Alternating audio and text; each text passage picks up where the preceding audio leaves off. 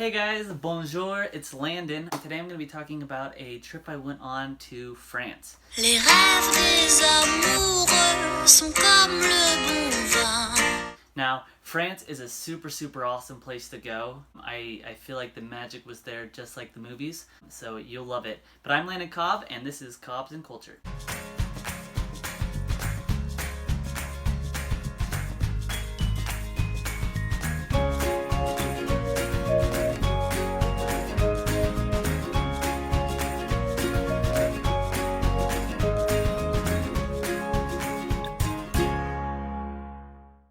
So when we first arrived into France, it was a rainy day, which I feel like sometimes, luck just kind of runs that way. But as always, we hit the hop on, hop off of Paris and went through and just kind of got to see some of the famous monuments that are there.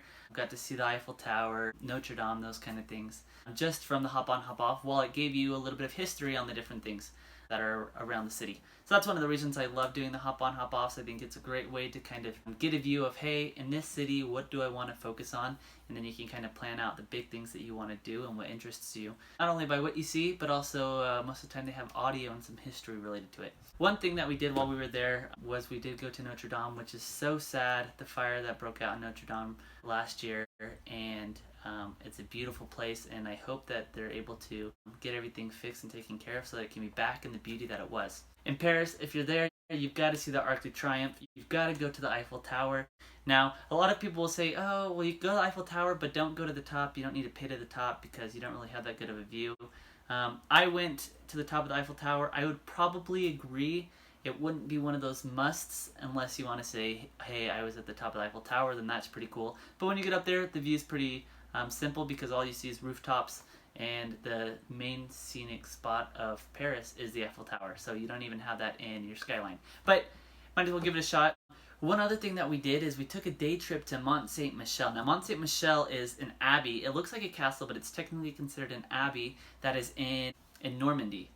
Now, it's a couple hours away from Paris, but what's super cool about Mont Saint Michel is it is an abbey right on the side, right in the ocean, and when it's high tide, it's technically considered an island. When it's low tide, you can walk through, but high tide, all the water comes in, and it's an island, so it's just kind of off. So there's just super awesome pictures you can take. It's a super pretty abbey.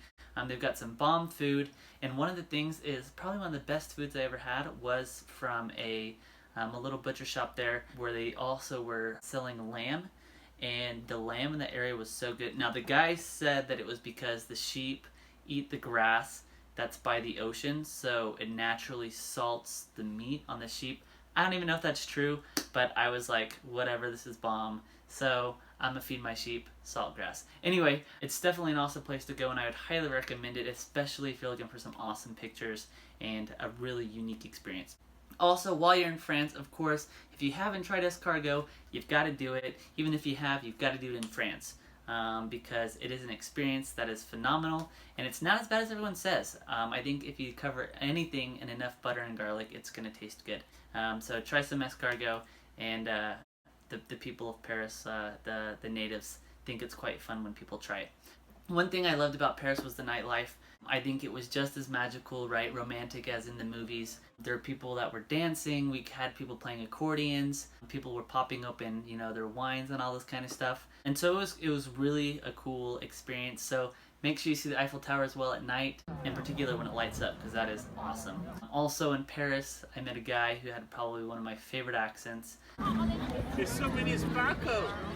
I don't think he was from Paris, but he was a tourist there. One thing I love about when I travel is I love meeting different people, and I love the different accents, because the reality is sometimes you don't know what everyone's saying. A lot of people do speak English when you travel, but it's always awesome to kind of get their perspective of English, right? Where I would think, oh, this is how English sounds, to hear them. So a couple other things. Make sure that you go to the Louvre. The Mona Lisa is there.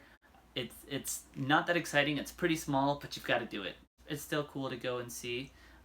And then another thing we did is just explore all of France. Take trains through the countryside, go to cool places like Carcassonne or different places around France, and just kind of get a feel for all that the country has to offer. There's a lot to do in Paris, and I think that it's a great central place if you're looking at a couple different things to do. But feel free to go out and expand.